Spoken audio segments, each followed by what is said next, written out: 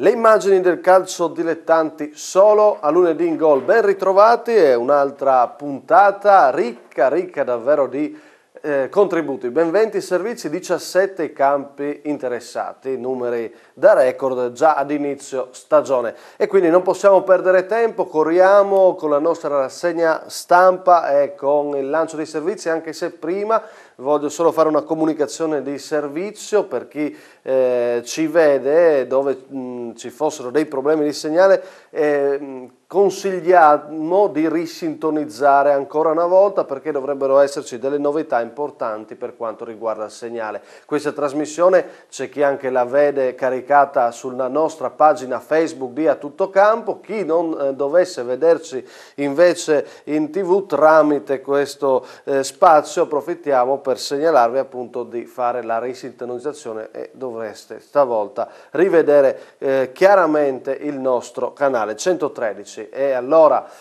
partiamo, dicevamo tanti servizi e partiamo dalla promozione Girone B con il punto del Gazzettino che dice Torrianese in copertina perché effettivamente in questa giornata è già la seconda vittoria consecutiva per questa neopromossa che è lì a 7 punti, a 6 punti subito dietro le prime due della classe che sono Tor Viskosa e Oltre. Di queste due squadre parleremo. L'Oltre che vince in casa da Pro Cervignano, che continua questa maledizione, non vince in casa la squadra di Sandrin sempre in foto sul Gazzettino, e il match clou col titolo a Cervignano decolla l'Oltre e balza quindi al secondo posto in classifica. L'altra grande è il Tor Viskosa, ritmo davvero prima della classe. Il terzo resiste 7 minuti, dice il Messaggero Veneto, manita del Tor Viskosa, vittoria netta della squadra di Carpin. Zorba, mister del terzo, dice siamo senza attacco. Effettivamente questo terzo ha più di qualche problema, non solo l'attacco in questa stagione, l'abbiamo già avuto modo di dire, e le prime 3 gare sono emblematiche a suon di sconfitte e gol subiti. Ultima cosa per quanto riguarda la promozione in Girone B, la San Giorgina ha pareggiato Trieste con San Giovanni 1-1, dice giustamente il Messaggero Veneto pari col giallo nel suo titolo perché negli ultimi 3 minuti San Giovanni dovrebbe aver giocato senza un fuori quota e quindi ricorso della San Giorgina che potrebbe vincerlo e quindi avanti con le vittorie a tavolino che non mancano già in questo inizio stagione. Vi facciamo vedere anche il derby grazie alle riprese del nostro Simone Fornasiere, Ronchi-Juventina, anticipo di sabato, e poi appunto l'Oltre che vince il Cervignano e la manita del Tor Viskosa. Davanti ad un folto pubblico va in scena il derby isontino tra il Ronchi e la Juventina. Tanti i presenti sugli spalti e, tra di loro, c'è addirittura chi ha deciso di seguire il derby comodamente seduto davanti a una tavola bandita di ogni genere. Parte meglio la Juventina, che al 10° si crea la prima occasione, grazie ad un lancio di Trangoni per Concion, che si invola verso la porta di Sandrigo, sulla cui uscita calcia però a lato. Al 16° anche il Ronchi si fa vedere, sfiorando la rete del pareggio con Savio che, di testa, manda sulla traversa un cross dalla destra di Sarcinelli. 2 minuti più tardi è ancora il Ronchi a farsi pericoloso, dalle parti di Sorci. Azione di batti e ribatti conseguente ad un calcio d'angolo, con palla che arriva tra i piedi di Michelini che, da pochi passi, spara alto un rigore in movimento. Al 32° l'ultima occasione della prima frazione è ancora di marca juventina. Un'occasione creata dal duo Trangoni-Savio, con quest'ultimo che riesce a girarsi e calciare, trovando però Sandrigo pronto a bloccare. Ripresa più avara di emozioni e all'11° è la Juventina a sfruttare una veloce ripartenza, con Trangoni abile nel servire Concion, il quale penetra in area calciando addosso a Sandrigo in uscita. Al 19° la Juventina pareggia al conto dei legni colpiti, con Capitan Sellan che per poco non beffa il neoentrato Alessandria, con un tiro cross che trova la respinta della traversa.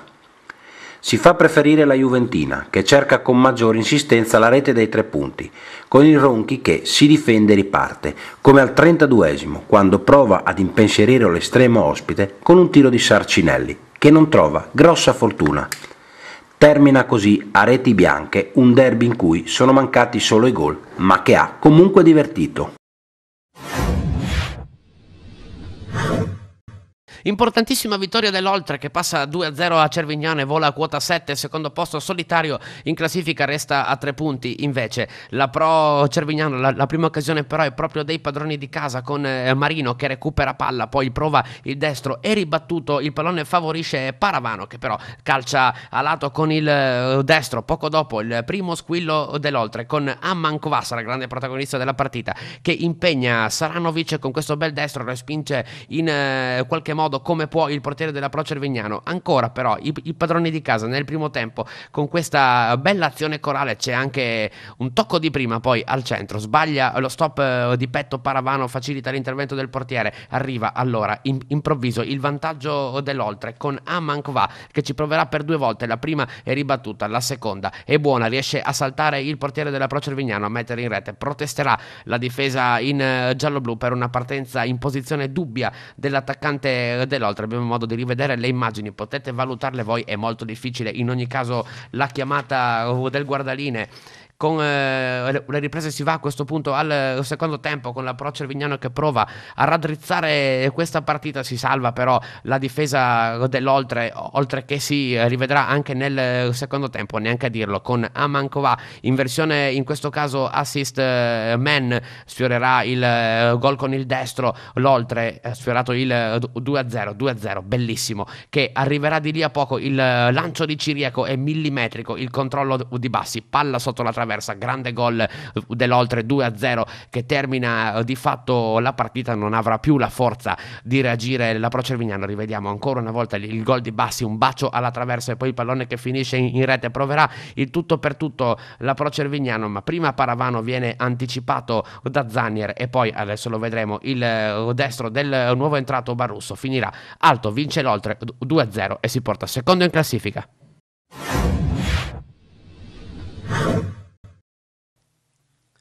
Non ha nessuna pietà il Torviscosa, manita pazzesca rifilata al terzo, fanalino di coda a quota 0, 12 gol subiti, nessuno realizzato, è un rullo invece il Torviscosa, 9 punti in 3 giornate, dura solo 7 minuti la partita, tap-in vincente di Ramos e 1-0 Torviscosa, passeranno solo 2 minuti e Michelin cade in aria come stiamo per vedere, eccolo qui il contatto per l'arbitro è rigore, nessuna discussione dal dischetto, andrà Pitta a calciare con il sinistro, Fedel intuisce ma non ci arriva, è già 2-0 la partita tra Terzo e Torvis, in vantaggio il Torviscosa che va addirittura vicino al 3-0, ma qui per 2 volte Fedel è bravissimo e si salva i suoi dal tracollo, solamente per il momento però c'è solo il Torviscosa in campo, Michelin a tu per tu con Fedel, ancora una grande parata del portiere del Terzo, è un tiro al bersaglio il primo tempo, questa volta è Ramos che si presenta da solo con Fedel, il tuffo del portiere del Terzo che si farà anche male nell'occasione, potrà però riprendere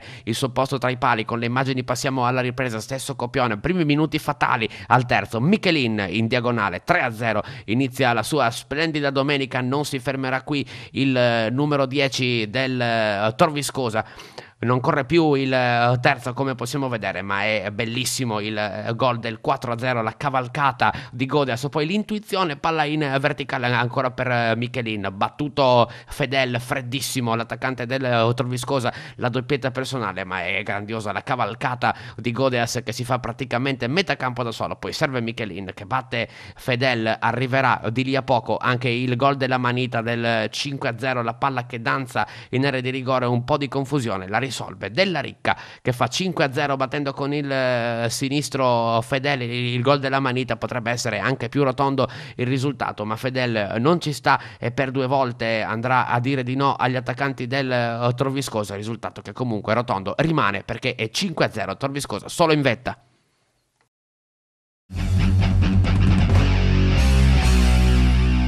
Passiamo alla promozione Girone A, la sorpresa è evidente, si chiama Bannia, la neopromossa, punteggio pieno, 9 punti. Demolito con 3 colpi il Torre, dice il Messaggero Veneto, ovvero una squadra che per organico e non solo è sicuramente tra le favorite, quindi un risultato importantissimo quello dei ragazzi di Mister Geremia. Nel punto del Gazzettino, Bannia e Fiume senza rivali, curioso che questo comune in questo momento in promozione abbia 2 squadre in testa alla classifica. Se arrivasse domani il derby sarebbe un qualcosa di davvero spettacolare. complimenti per questo inizio di stagione, colpisce naturalmente particolarmente il Bannia.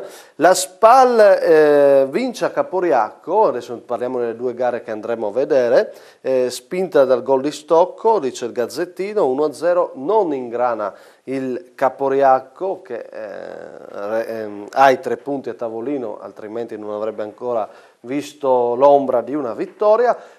Muove la classifica, dice il Messaggero Veneto, il Brian, pareggiando col Fagagna, la Pro Fagagna che recrimina più che altro perché vedrete ha sbagliato un gol clamoroso ad un certo punto, era impossibile sbagliarlo, invece ha colpito il palo.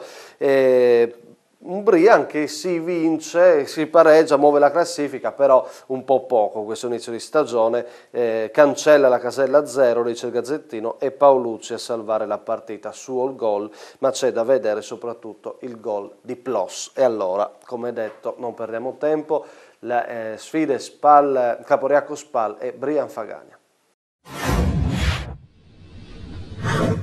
Si sblocca finalmente la Spal Cordovado che si prende la prima vittoria della stagione, ne fa le spese il malcapitato Caporiacco, colpito e affondato dal gol di Stocco che arriverà nella ripresa. Iniziano subito bene Parolini e compagni con questo destro di Gobesso dal limite dell'area di rigore, respinto però dalla difesa del Caporiacco. L'azione poi si spegnerà sul fondo con un calcio d'angolo. Ancora Gobesso, il break per Boatto, esce però Catellan sui suoi piedi, l'azione non è finita con Petraz che darà ancora il pallone al centro sul primo palo a Boatto, ancora una volta rimpallato, non passa la Spal, sempre Spal Cordovado, però è sempre Petraz per Boatto che si gira il sinistro, però non trova la porta, non di molto, non è neanche fortunata la Spal. Si vede per la prima volta anche il Caporiacco con Dalla Torre, ma il suo anticipo con il sinistro non trova la porta, non è precisa la squadra di Coppetti, padrona di casa, perché prima Witt in questa occasione con il sinistro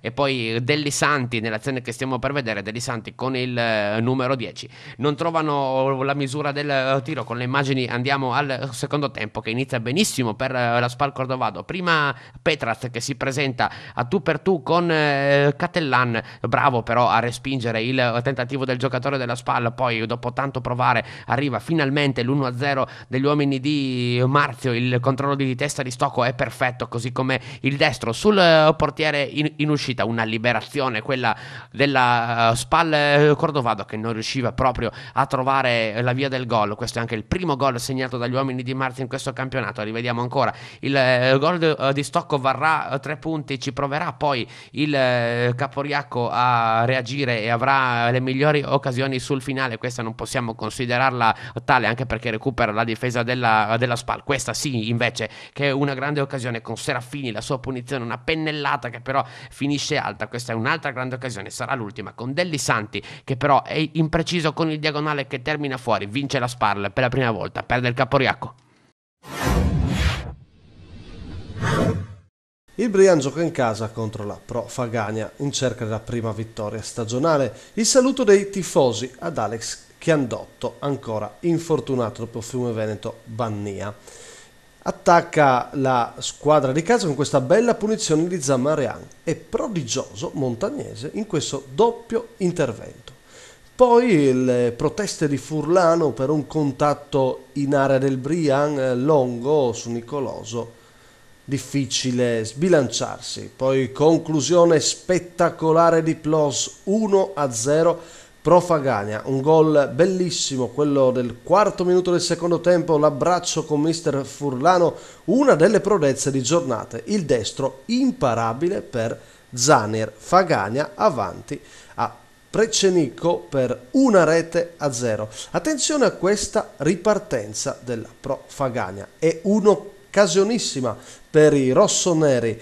Mairo mette in area dalla sinistra, incredibile quello che sbaglia Nicoloso, era davvero un'impresa sbagliare questo gol. Palo, risultato che resta quindi di 1-0, ma poi Paolucci rimette tutto in parità, servito da Amabile, anticipa Montagnese di testa, fa centro ed è 1-1. Sarà questo il risultato finale. Restano i brividi in area del Brian a poco dal termine e poi un episodio in area di rigore. Cade a terra l'attaccante bianco-azzurro, l'arbitro lo ammonisce per simulazione.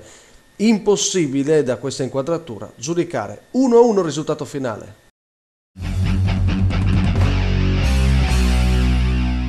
Da sottolineare in questa giornata di promozione Girone A i primi 3 punti del Camino. Camino zittisce il Gravis con un tris, dice il Gazzettino, per la squadra del presidente Pellegrini sono i primi 3 punti. E sottolineo una cosa, le immagini che vedrete non sono perfette, ma sono le prime immagini che ci arrivano da Camino, altra società che collabora tra le tante, non tutte, ma tra le tante, sono state realizzate, lo dico con piacere, dal presidente Pellegrini, che voglio ringraziare davvero. Ecco, pensate un po', pur di fare qualcosa per la propria società, per dare visibilità, per aiutare anche chi sta realizzando questa trasmissione, il presidente a fare le immagini. Io direi che è un bel segnale. Quindi, presidente, lo dico senza nessun problema, sono contento che lei abbia ripreso la prima vittoria della sua squadra, perché se lo meritava, e abbia ripreso i 3 gol dei suoi ragazzi. Quindi grazie davvero, e questo succede perché c'è una società fondamentalmente guidata da un presidente giovane, da uno staff giovane che ha voglia di collaborare, e permettetemi, in questo progetto abbiamo avuto la fortuna di trovare tante società di questo tipo. Alcune ancora mancano, non importa, l'importante, fortunatamente abbiamo numeri comunque consistenti. Grazie davvero. Chiusa la parentesi, dobbiamo vedere il Camino che vince, prima vittoria, e anche il Fleibano, altra società in cui non mancano mai le immagini, sono perfette quelle che vedrete di Erbino Odorico. Porcia resta senza parole a Fleibano perché è un grande inizio di stagione nel segno di Max Rossi. Il Camino, Fleibano, Porcia, e poi ieri ospite di Tutto Campo il mister del Porcia, Tilio Da Pieve, che parla della sua squadra e con grande ottimismo per il futuro. Vediamo.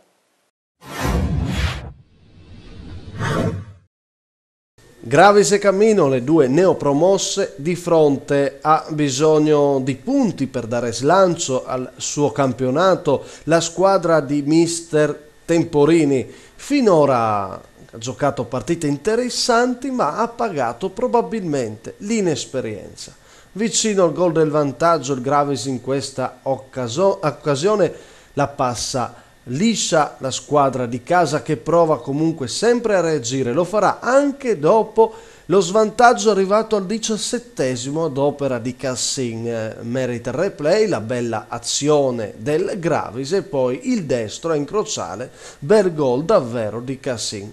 1-0 dunque. Poi decisivi gli interventi difensivi della squadra di Temporini, molto attenta dietro, e nella ripresa al 7° ben appostato sul secondo palo Mainardis mette in rete e fa 1-1. Il Camino raggiunge quindi il Gravis, rischia molto in difesa in questa occasione ancora la squadra di casa. Poi ci sono un paio di episodi dubbi in area del Gravis, lavoro per De Martinis di Trieste, e arriverà il calcio di rigore per i ragazzi di Temporini. Mainardis non sbaglia dal dischetto e sigla la sua doppietta personale. Rimonta effettuata sul Gravis, poi alla fine di una bella azione arriverà anche il tris. Tappin vincente, lo rivediamo, di Tosone. Il Camino può esultare, è la prima vittoria in campionato, il 3-1 meritato sul finale. Ancora qualche occasione, il Camino si dimostra attento, comunque dietro, regge il risultato, vince e può fare festa. I purliliesi di mister Da Pieve in gita a Flaibano incassano la prima sconfitta stagionale, nonostante una discreta prestazione, soprattutto nel primo tempo, quando forse hanno peccato nell'aver sprecato alcune buone occasioni non sfruttate pienamente e che avrebbero potuto dare alla gara una piega diversa. Del resto a Verardo non si possono imputare grosse responsabilità, anzi al 4° minuto è salvifica la sua parata in tuffo plastico sul tiro di Passalente. Poco dopo altra azione concitata dentro l'area del Flaibano, ma né Sirigu né Moretto riescono a concretizzare a dovere. Al quarto d'ora si ripete il copione, Porcia che si rende pericoloso dalle parti di Cortiula, che tuttavia si dimostra attento e respinge dove è difficile la ribattuta a rete. Ma la prima vera occasione da gol per gli ospiti arriva un minuto dopo, quando Gaiarin, lanciato verso la porta in contropiede, dopo un ottimo aggancio, manca di un soffio il pallonetto su Cortiula, uscito dai pali, e il numero 10 giustamente si dispera, ancor prima di sapere che è proprio da questo momento che la partita svolterà a favore dei padroni di casa, che al 23esimo passano in vantaggio grazie ad un'autorete di Accordino che devia verso la propria porta un cross al centro di Righini. Rivediamo l'errore di Accordino che sblocca la partita a favore di un Flumignano che prima del riposo confeziona addirittura il raddoppio con un bellissimo colpo di testa del solito Rossi che mette il pallone dove Verardo può solo sfiorarlo e farlo cozzare contro il palo interno. A rientro i pordenonesi tentano qualche timido affondo, ma Cortiula è sempre sugli scudi e mentre dall'altra parte Rossi tenta qualche azione solitaria, ma difetta di precisione in fase conclusiva. Poi ancora Cortiula chiamato in causa al quarto d'ora su un bel destro, anche se da posizione defilata di Cattaruzza. 3 minuti dopo è però un altro affondo in velocità di Rossi a costringere Verardo ad un'uscita un po' scomposta che non lascia dubbi al direttore di gara Losei della sezione di Trieste, che indica immediatamente il dischetto dal quale Tomini poco dopo siglerà il gol del 3-0. Naturalmente a questo punto i padroni di casa controllano da par loro il risultato e il Porcia non riesce a sfondare, anche se proprio allo scadere Losei decide di assegnare un rigore che, realizzato con freddezza da Capitan Gaiarin, metterà la parola fine all'incontro, con le squadre che se ne vanno dritte sotto la doccia. Fredda per il Porcia, ristoratrice per i ragazzi di Pizzolitto. A questa squadra e a questo gruppo ci credo, quindi questo è un gruppo che sta lavorando per diventare squadra. Io le chiedevo, mister, in virtù di questa assenza, se questa poteva essere una stagione più difficile per questo. Detto guarda, questo, mister, però sì, lei penso che abbia sempre la mira in alto anche quest'anno, provare ad arrivare ai playoff come ogni anno? Nella vita secondo me bisogna puntare sempre al massimo. Giusto. Quindi, perché poi si ottiene il minimo, se punti al minimo magari retrocedi, hai capito? Quindi dico che ci sono le prerogative per fare un ottimo campionato. Sai cosa? Dobbiamo recuperare secondo me un giocatore come Sirigu. Sì? Perché questo, che ha giocato? Sì, oggi ha giocato e ha giocato anche bene, poi si è infortunato, fatalità. No? È un giocatore che può alzare la nostra asticella, perché sul piano della qualità, assieme a Gaiarin, no? Che ritengo che sia un altro giocatore che per questa categoria possa fare la differenza, no? Senza nulla togliere a tutti gli altri che ho, no? Però chiaramente questi due giocatori da metà in su possono essere molto incisivi. Restiamo ancora un attimo sulla trasmissione di ieri a tutto campo, in onda la domenica, vi ricordo, ogni domenica sera alle 19:30, alle 19 la lettura dei risultati, poi ci si ritrova alle 19:30 per l'approfondimento con i nostri ospiti. Attilio De Bevis è soffermato dopo una nostra immagine su il giocatore come Max Rossi, che a Flaibano sta facendo la differenza in maniera clamorosa. Sentite cosa ha detto. Secondo me un giocatore come lui è il classico giocatore che mette situazioni positive anche su tutti gli altri compagni, perché sanno che con questo giocatore in qualsiasi momento la partita la possono vincere. Sì.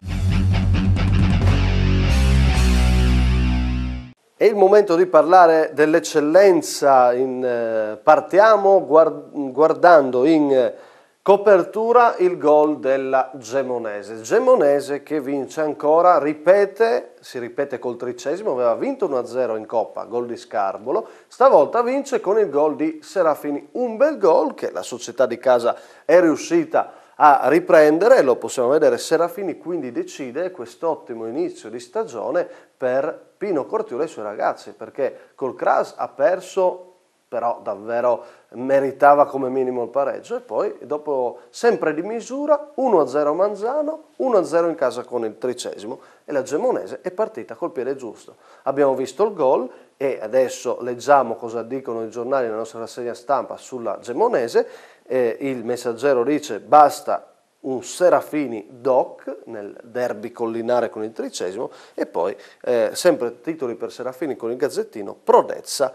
Viene così definita la sua giocata che vale la vittoria, vale i 3 punti sul 13°. Abbiamo visto le immagini di questa gara, non ci sono gol ma non mancano gli spunti invece in questo prossimo servizio. Stiamo parlando di SM Gradisca contro Chions, sempre nel discorso che quest'anno farò forse a costo di essere anche troppo ripetitivo, delle collaborazioni, grazie al Chions, perché queste immagini di Gradisca sono state realizzate dalla società del presidente Bressan. Non aggiungo altro. Grazie a loro, vediamo questo servizio.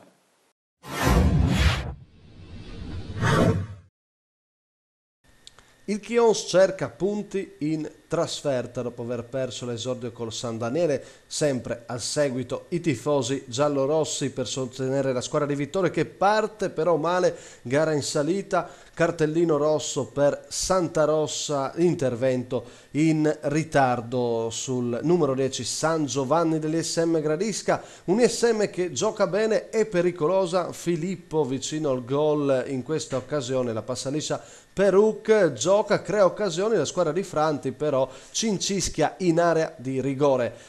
Il Chions prova a rispondere il sinistro di Francescuto murato da Furios, poi intervento importante dietro da parte di Pighin che salva di fatto un gol e poi ancora ISM pericolosa in area, in qualche modo se la cava la difesa del Chions. Un ISM Gradisca che gioca un buon calcio anche per il suo sindaco in tribuna Tomasini. Nella ripresa pericoloso subito Zusso che penetra in area ma calcia alto. Vittore è un po' preoccupato, guarda i suoi dalla tribuna di Gradisca. Ancora Chions, tocca Vritz, salva un gol praticamente fatto. Royas, rivediamo il suo intervento decisivo. Cresce il Chions nella ripresa, sempre attento su Vritz, il numero 1. Furios, Vittore le prova tutte con i suoi cambi, dentro Paciulli, dentro anche Osei, ma alla fine è l'ISM ad andare vicinissima al gol della vittoria.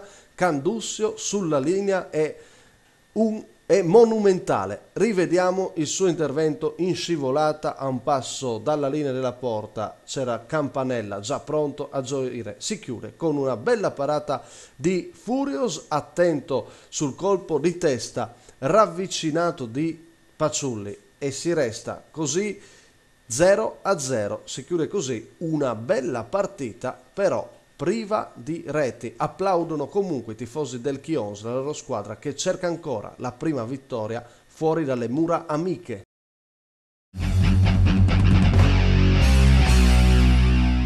Continuiamo con le gare di eccellenza, primi 3 punti stagionali per il San Luigi, prima sconfitta invece per la Virtus Corno in questa stagione. Dal piccolo leggiamo il San Luigi si sblocca vincendo a Lumignacco e si legge, si vede anche in foto Vigliani grande protagonista, l'ex di giornata infatti decide questo incontro. Lumignacco battuto, inizio di stagione non perfetto, diciamo così, per la squadra di mister Zilli. Perde per la prima volta, diciamo, la Virtus Corno e Roman Del Prete, decisivo, il colpaccio, dice il Messaggero Veneto, Roman Del Prete stende la Virtus. I servizi. Resta ferma a quota 3 la squadra di mister Zilli che perde in casa con il San Luigi che guadagna invece i suoi primi 3 punti stagionali in trasferta con il Lumignacco da lavorare buon in uscita in un primo tempo dove non ci sono occasioni davvero nitide, sempre attento il portiere di casa, mentre Gerbini è decisivo in scivolata a fermare un lanciato Verrillo. Prova a costruire il San Luigi, Del Zotto una buona palla sul destro ma la colpisce davvero male. Attenzione a questa uscita di Aiello, decisiva su Puddu e tempestiva, però il numero 1 del San Luigi si fa male, è necessario anche l'intervento dell'ambulanza, lascerà il posto a Misley, il numero 1 biancoverde, che si immola per la causa. Comunque decisivo il suo intervento per restare sullo 0-0.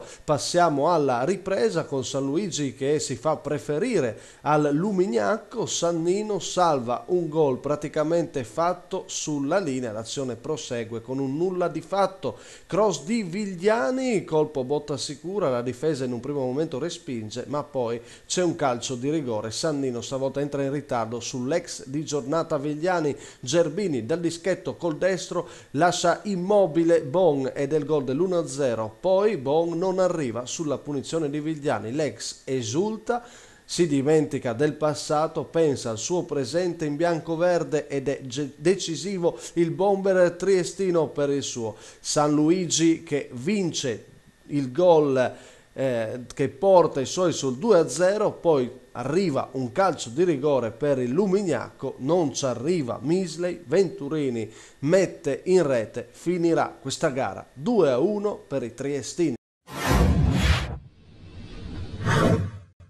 Prende il volo il Fontanafredda e le ali gliele mette uno straordinario Roman del Prete. Sarà lui con una doppietta a trascinare gli uomini di De Pieri alla successo esterno contro la Virtus Corno che però parte meglio nel primo tempo, prima occasione. Questo destro di Scarelli finisce però sia alto che largo. Subito dopo inizia il personal show di Davide Diav, l'ex attaccante della San Vitese e del Tamai, semina il panico, poi chiude però troppo il sinistro in diagonale. Ancora Virtus Corno e ancora l'attacco protagonista. Guardate però cosa si mangia Zucchiatti, incredibile, prova il pallonetto, piccolo, rimane fermo, non si fa fregare, rischierà anche la Virtus Corno, però è provvidenziale in questo caso l'uscita bassa di Simonelli. Virtus Corno che va giustamente in vantaggio nel primo tempo, passa per prima la squadra di Tortolo con il gol, un altro gol consecutivo di Davide Diav che salta piccolo servito da Zucchiatti, questa volta parte invertite e mette il pallone alle spalle del portiere del Fontanafredda, ormai a porta vuota. Rivediamo il gol di Diav con il piattone, non può arrivarci ormai più nessuno, reagirà subito però il Fontanafredda e rischierà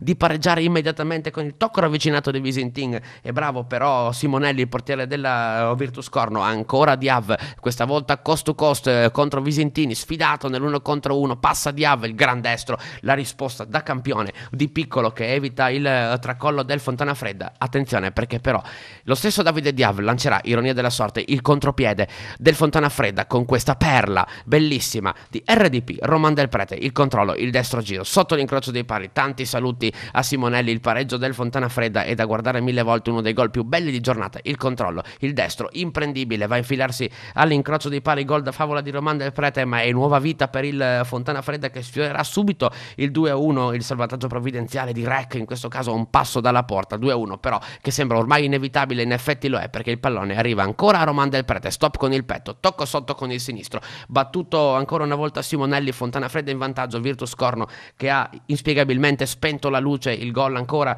di Roman del Prete. E sempre Davide Diav nella ripresa che proverà a mettere paura, con le immagini siamo già al secondo tempo, proverà a mettere paura al Fontanafredda ancora una volta, a sfidare Visintini. Questa volta rimane in piedi l'ex difensore del Cras, per poco anche a Real Vicenza, ed evita il pareggio della Virtus Corno.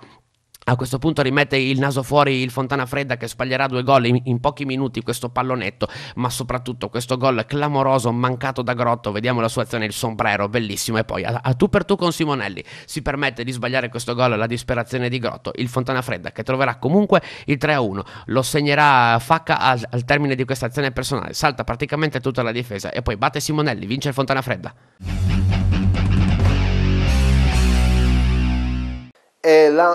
Ci sono due notizie di giornata. La prima sconfitta del Cras, quindi la vittoria importante della Manzanese giovane che raccoglie questi 3 punti che hanno sicuramente un grande valore per la loro stagione, dà sicuramente morale alla truppa di Lunian, una vittoria simile, importante, prestigiosa in questo campionato di eccellenza. E poi in negativo c'è il momento clamoroso del Charlins Muzzane. Non abbiamo le immagini da Rivignano purtroppo, invece ce le abbiamo anche in questo caso grazie alla Manzanese da Rupin Grande. Ecco, davvero devo ringraziare la società del presidente Taboga che ha ripreso questa partita di cartello.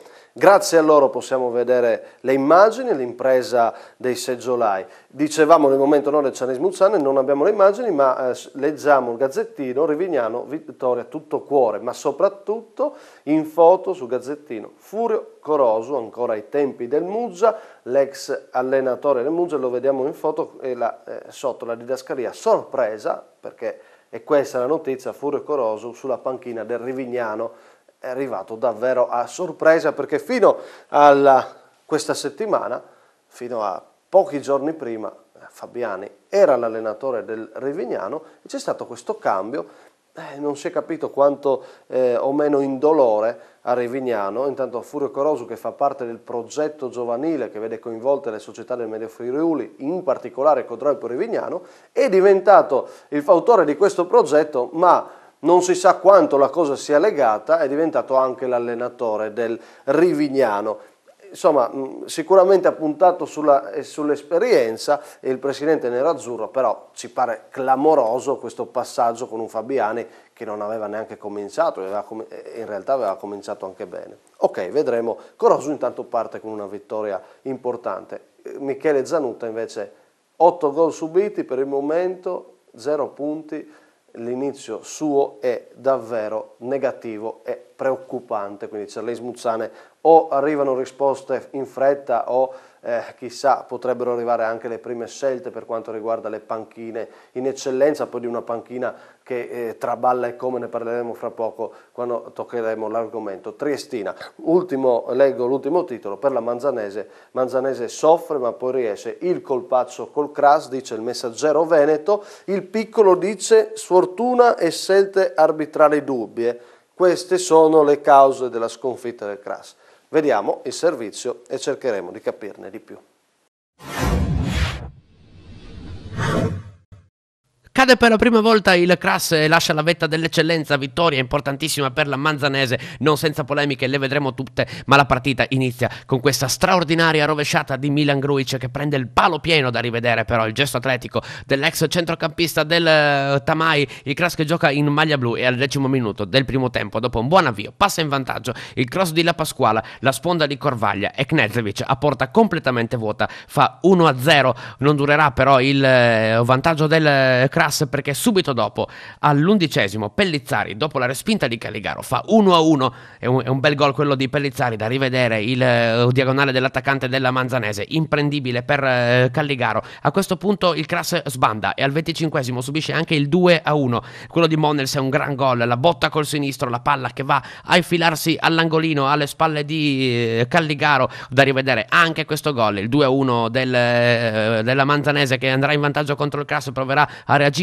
la squadra di Branko Zupan, però nel primo tempo non ci sarà più spazio, immagini già della ripresa, in avvio appunto di secondo tempo c'è questo groviglio pazzesco che si formerà nell'area di rigore della Manzanese, sbucherà praticamente dal nulla Knežević e metterà la palla alle spalle del portiere della Manzanese, annulla però l'arbitro per una posizione di fuorigioco, e qui cominciano le proteste del Cras, anche se a dire la verità Knežević sembra partire leggermente al di là del penultimo difensore della Manzanese, colleziona calci d'angolo nel secondo tempo il Cras, calci d'angolo che però non porteranno nessun effetto alla squadra di Branko Zupan, e ci proverà invece e andrà molto vicino al gol del pareggio Milan Grujic al termine di questo triangolo. Grujic che viene affrontato da Petranka, lo mette giù, anche qui protesterà il Cras, fatto sta che il risultato rimane di 2-1 anche dopo questa grandissima parata di Petranka su Petracci, e l'ultima occasione vince la Manzanese in casa del Cras.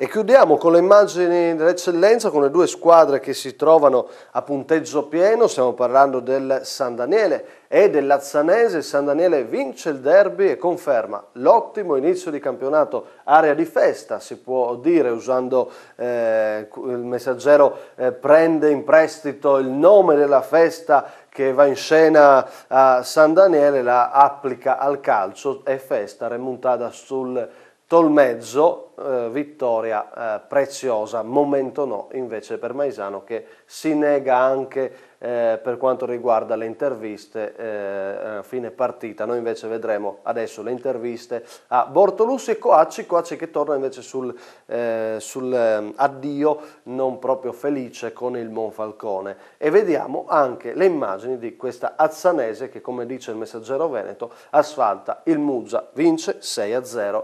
Vediamo tutto nei prossimi servizi. È derby a San Daniele, dove arriva un Tolmezzo ancora alla ricerca della prima vittoria, mentre la squadra di Bortolussi nelle prime 2 uscite ha collezionato altrettante vittorie. Prima della gara, premio speciale per Marco Nardi, bomber della squadra di casa, che viene premiato con 10 kg di miele per aver realizzato il primo gol stagionale della squadra del presidente Fantinel. Parte meglio il Tolmezzo e al 13° Gregorutti, direttamente da calcio di punizione, mette di poco alto. Andrà meglio allo stesso Gregorutti al 19°, quando, dopo aver beffato l'intervento di Muffato, calcia laddove Cicutti non può arrivare, infilando il vantaggio carnico. Al 27°, occasione per il San Daniele, con la punizione di Coacci che attraversa tutta l'area senza che Marzin prima e Andrea Bortolussi dopo riescano ad intervenire. Al 30° però il pareggio è cosa fatta. Ostolidi serve in profondità Marzin, che di prima intenzione mette in mezzo per l'accorrente Osso Armellino, che con un preciso sinistro infila il pari. San Daniele che al 40° ha ancora una buona chance direttamente sul calcio di punizione calciato da Coacci, che però Nardoni riesce a mettere in corner. All'ultimo respiro della prima frazione la rimonta è completa. È bravo Nardi a soffiare la palla a Scarsini e guadagnare un calcio di punizione battuto da Osso Armellino, che trova Marzin pronto a fare la sponda per il liberissimo Stolidi, che da 2 passi insacca. Nella ripresa è ancora il San Daniele a provare a fare la partita e al 14° arriva la doccia fredda per il Tolmezzo. Nardoni ferma così Nardi lanciato a rete e, inevitabile, arriva il rosso per lui, che lascia il Tolmezzo in inferiorità numerica. È l'ultima occasione del secondo tempo, con il Tolmezzo che non riesce più ad attaccare e il San Daniele che si adegua e conquista altri 3 punti che lo mantengono lassù in vetta alla classifica. Roberto Bortolussi, allenatore del San Daniele. Mister, se l'estate è stata tribolata, l'inizio di campionato è tutt'altro. San Daniele 9 punti, 3 su 3.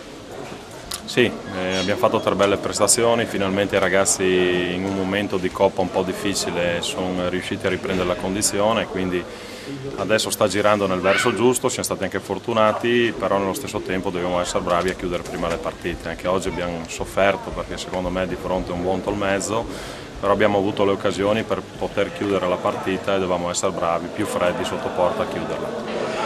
Quanto conta aver ritrovato questo Coacci? Ma sai, Coacci ha un ruolo importante su questa squadra non solo in campo ma anche fuori. Comunque il gruppo è rimasto compatto anche quando non c'era lui, quindi i risultati stanno venendo per il sacrificio che stanno facendo tutti e non ti nascondo che mi diventa difficile ogni domenica mandare 4 giocatori in tribuna. A questo punto però il San Daniele, che è quello dello scorso anno, non può più nascondersi.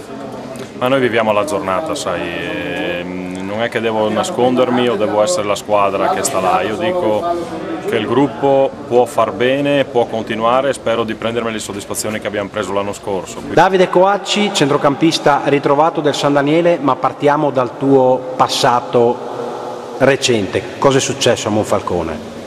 Diciamo che, hanno preso altre decisioni e dai, ormai è una storia passata, si va avanti.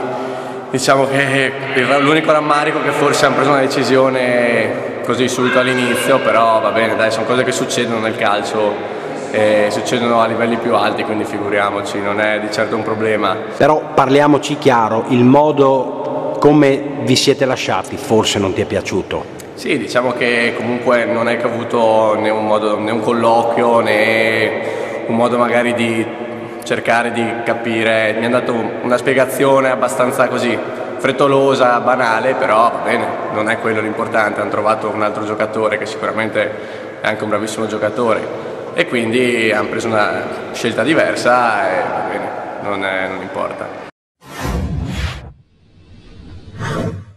Coincidenza vuole che la festa per la presentazione del settore giovanile del Lazzanese coincida con una splendida e ulteriore prova di forza della formazione allenata da mister Giordano, che letteralmente sotterra il malcapitato Muggia sotto una pioggia di gol. Ben 6 infatti le reti rifilate dai pordenonesi in fervida attesa del ritorno di Fantin dal suo grave infortunio alla neopromossa formazione triestina. La goleada si compie quasi tutta nel primo tempo, a partire dal 6° minuto con Spadotto che sugli sviluppi di un corner pennella di testa un pallonetto perfetto a superare Jugovac.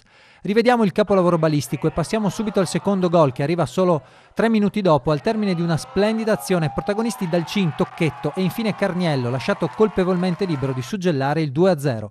Poco dopo il quarto d'ora è ancora Carniello a infilare per la terza volta Jugovac, anche se purtroppo le immagini non ci aiutano nella comprensione esatta della dinamica, ma possiamo invece goderci alla perfezione la pregevole azione in velocità della coppia Fagotto-Olivotto. Non è baciata solo la rima tra i loro cognomi, ma anche l'assist che porta infine il numero 11 di casa a siglare il poker dopo essersi bevuto Jugovac. Il quinto gol è un altro capolavoro di intesa.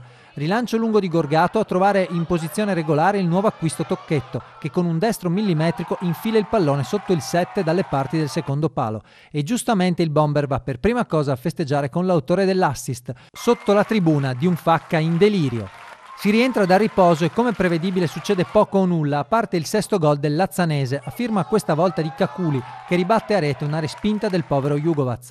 Al triplice fischio dunque i pordenonesi incassano la terza vittoria di fila e restano saldamente in testa alla classifica, mentre i triestini devono digerire la partenza di Fantina e lavorare per costruire una squadra in grado di tenere botta anche in eccellenza. Adesso andiamo a chiudere con la Serie D, il giornata di derby, e vedremo subito quello tra Tamai e San Vitese che finisce 0-0. Il Messaggero Veneto dice più Peressini che Motta, esordio dell'ex Novara che non brilla invece il portiere decisivo sul finale, su Della Bianca, anche se poi vedrete Della Bianca ha sbagliato un gol che sembrava fatto. Il Tamai frena e rischia appunto il 92esimo di capitolare. Finisce in parità questo derby, un punto testa per Tamai e San Vitese che arrivava già dal pareggio con una Triestina che non sa vincere in Serie D. Il prima pagina dello Sport del lunedì del Piccolo, l'Unione affonda, Roccia rischia, mister Costantini in foto, è davvero in bilico in questa giornata, forse la decisione se proseguire con lui oppure cambiare la guida tecnica. Non è sicuramente un bel momento per la Triestina che è alla deriva, si legge all'interno del Piccolo, sconfitta e contestata. La Triestina, vedremo anche nelle immagini, una contestazione comunque contenuta, quella dei tifosi alabardati, un numero che erano all'esterno del Rocco, che hanno voluto, un numero non esagerato di tifosi, ha voluto parlare con la società davanti al garage del Rocco. Vedremo appunto questa scena, ma soprattutto vedremo la sconfitta con l'Este ad opera di Lasagna. Dice Ciro Esposito nel suo pezzo sul Piccolo, gli esoneri, soprattutto Trieste, non sono mai stati forieri di grandi risultati, visto che Roccia non ha attriti personali con il pubblico, potrebbe essere utile dargli ancora un po' di tempo, ma è una situazione pericolosa, la patata bollente è nelle mani di Puglia e soci. Domani sarà uno dei temi di A Tutto Campo Serie D, in onda alle 20 con Marco Agrusti. Adesso le immagini, il derby Tamai San Vitese e la sconfitta della Triestina che mette in bilico mister Costantini.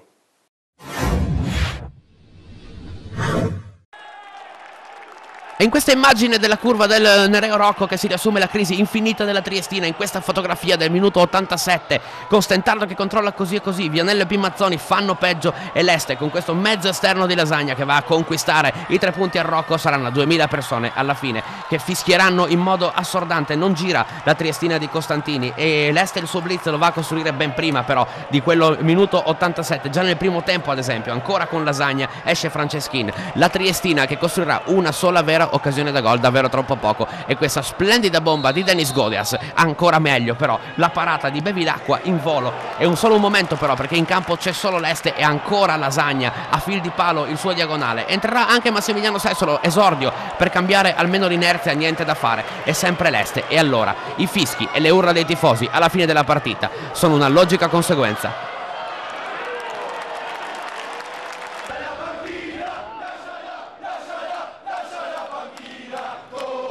Ed è questo invito diretto al tecnico Costantini, che terrà banco nelle prossime ore a Trieste all'ombra dello stadio Nereo Rocco, la curva della Triestina, che così arrabbiata non la si vedeva ormai da tantissimo tempo, e d'altronde non è difficile immedesimarsi nei tifosi alabardati, ripescati in Serie D e già a 6 punti dal Pordenone capolista.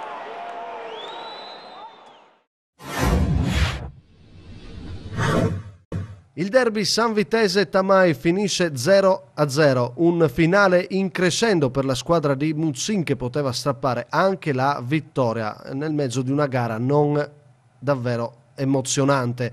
Si vede subito il neoacquisto Motta, arrivato in casa del Tamai un po' pochino al suo esordio, tutto in questo tiro parato facilmente da Peresson.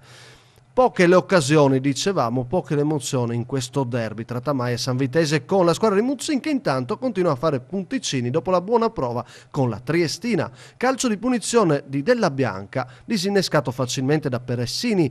Della Bianca, ex di giornata, abbandonato, diciamo così, dal Tamai, ha trovato rifugio San Vito. L'occasione più importante, il sinistro, bello e preciso, troppo di Furlan, il palo lo ferma. Dopo il gol al Boito non gli riesce di decidere il derby con la Sanvitese.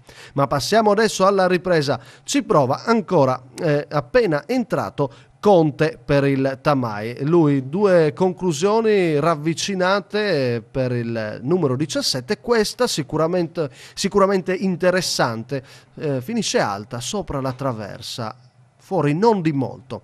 Vediamo nella ripresa Angelo Conte del Tamai. Poi la Sanvitese cresce e ci sono le occasioni. La prima con questo sinistro fuori portata di Steinhaus. Poi lancio lungo, colpo di testa in area, e ci vuole un attento e reattivo Peressini su questo colpo di testa di Giglio. Si resta 0-0. Ma la Sanvitese ha l'occasionissima al 92esimo. Dalle retrovie il lancio Della Bianca sbaglia e grazia il Tamai con la parata al limite dell'area di Peressini. Errore di Della Bianca e così il derby finisce 0-0. Poteva essere la prima vittoria della Sanvitese, che invece deve rimandare un punto a testa tra Sanvitese e Tamai.